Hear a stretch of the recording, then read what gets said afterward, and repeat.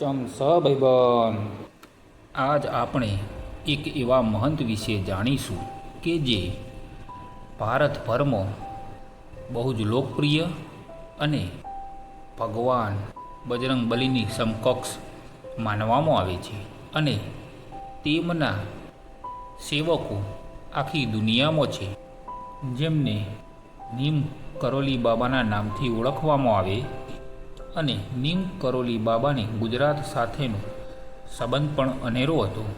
તેમને ગુજરાતમાં 8 વર્ષ આવીને રોકાણ કર્યું હતું.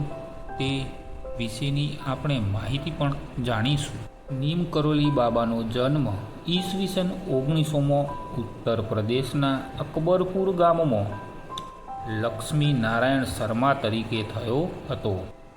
તેમના લગ્ન બહુ નાની ઉંમરમાં થયા હતા અને તેમને સંસારનો ત્યાગ 11 વર્ષની ઉંમરે કર્યો હતો અને સાધુ બનવાનો, સંન્યાસી બનવાનો કે આધ્યાત્મિક રસ્તો અપનાવ્યો હતો.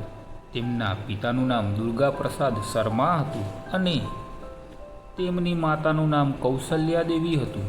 નીમ કરોલી બાબાને હનુમાનજીનો સાક્ષાત અવતાર માનવામાં આવે છે અને તેમના દુનિયાભરમાં કરોડો ભક્તો છે.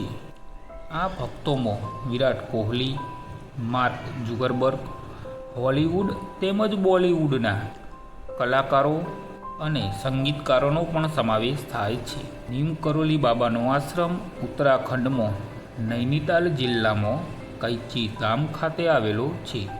બહુ ઓછા લોકો જાણે છે કે નીમ કરોલી બાબા ગુજરાતમાં મોરબીમાં આવેલ વવાણિયા ગામે 7 વર્ષ રહ્યા હતા અને તળાવની પાળે સાધના કરતા હતા અને ત્યાં તેમને હનુમાનજીનું મંદિર પણ બનાવ્યું હતું. આમ તો નીમ કરોલી બાબાના નામ ઘણા બધા છે અને મોરબીમાં તેમને તૈલિયા બાબા, તળાવિયા બાબા તરીકે પણ ઓળખવામાં આવે છે.